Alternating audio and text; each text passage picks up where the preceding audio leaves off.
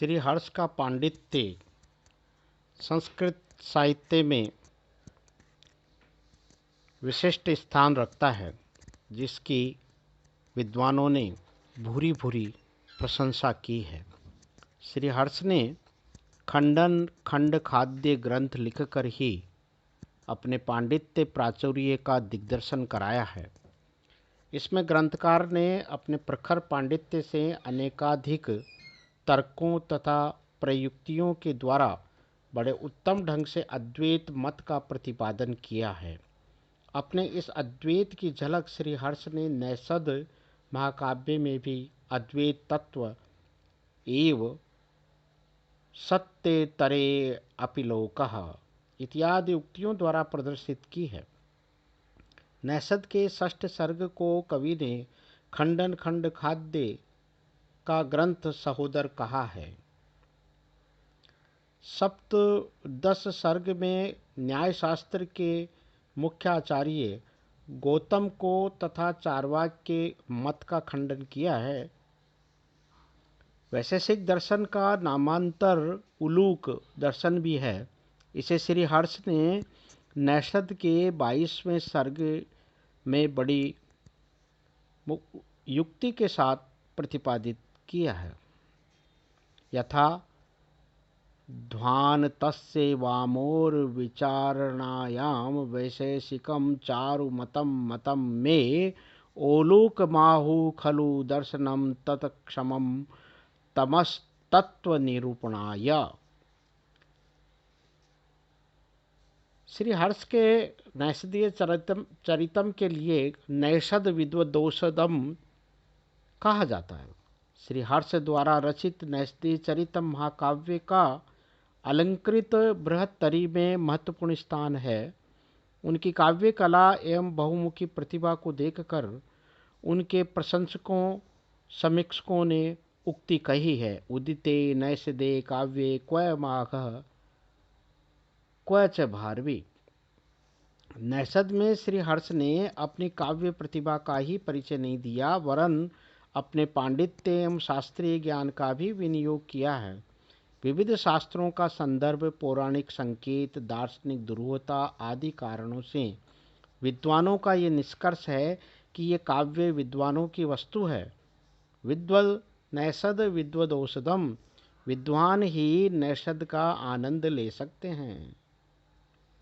सुप्रसिद्ध विद्वान doctor Sushil Kumar day को अपने संस्कृत साहित्य के इतिहास में विवश होकर कहना ही पड़ा, इसे तो मानना ही पड़ेगा कि नैषदीय चरितम एक वैदिश्यपूर्ण काव्य ही नहीं है, अपितु अनेक प्रकार से परंपरागत ज्ञान का भंडार है और किसी व्यक्ति को उस समस्त ज्ञान से पूर्ण सुसज्जित होकर ही इसमें नैषदीय चरितम में प्रवेश करना चाहिए। श्री हर्ष वेद, व्याकरण शास्त्र, दर्शन, ज्योतिष, राजनीति, सामुद्रिक, आयुर्वेद, धनुर्वेद, नाटक, संगीत, मंत्र तंत्र, अलंकार, माणिक्य, तुरग लक्षण, तिर्सज्ञोनि विषयक, पक्षी विज्ञान, जलचर विज्ञान, कला, चित्रकारी, सूप शास्त्र, पुराण इतिहास, अश्वशास्त्र, कामशास्त्र, रत्न शास्त्र आदि विविध विषयों में पारंगत थे। श्री हर्ष ने वैदिक ज्ञान में वैदिक विधि के पांडित्य का वर्णन करते हुए ज्योतिष्टोम दर्श, पौर्णमास, सोमयाग, सोमा सोत्रामणि, सर्वमेध, महाव्रत आदि का वर्णन किया है और उन्होंने व्याकरण एवं अन्य विविध विषयों का ज्ञान रहा है।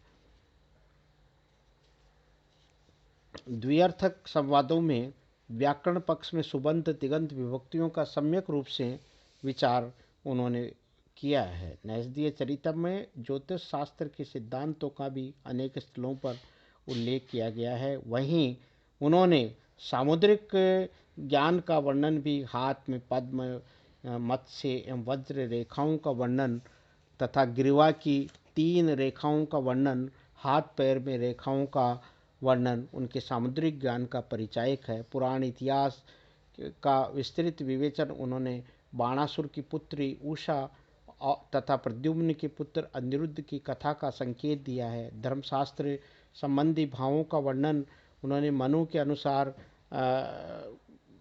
वर्णन भी कई जगह किया है। आयुर्वेद का काम पीड़ित नल की काम दशा वर्णन प्रसंग में तृपानाश का वर्णन करते हुए आयुर्वेद के संक्रमण रोग का वर्णन किया है। काम शास्त्र के प्रकांड पंडित होने के कारण श्री हर्ष ने काम शास्त्र के मर्मज्ञ नल, नवोढ़ा, दमयंती की स्नेह स्नेह विश्वस्त करते हुए उनके साथ भवन, उद्यान, उपवन, सरोवर, काम क्रीड़ा आदि के वर्णन उन्होंने किया है। काम शास्त्र में वर्णित ललाट, कपोल, अधर, नेत्र, कुछ आदि का चुंबन व्यापार नल दमयंती के काम केली का वर्णन करते हुए वे अभिमान पूर्वक कहते हैं कि बड़े बड़े कवियों तथा स्वेरणियों को भी ये पूर्णतः ज्ञान नहीं है। राजनीति शास्त्र का कवि को बड़ा ज्ञान रहा है। गुप्तचर ही राजाओं के नेत्र होते हैं, इस तरह का वर्णन किया है।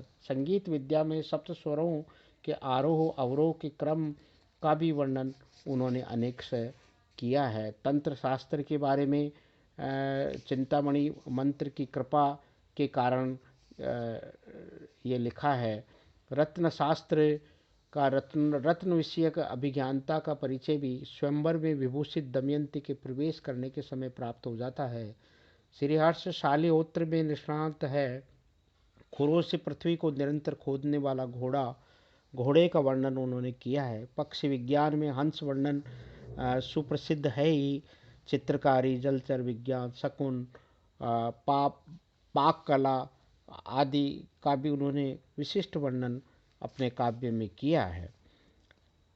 इस वर्णन से हम मान सकते हैं कि भौज्ञ पंडित ही नैषध को समझने में पूर्ण समर्थ हो सकता है। अतः ये उक्ति नैषध विद्वदोषदम सर्वथा सार्थक एवं उपयुक्त प्रतीत होती है।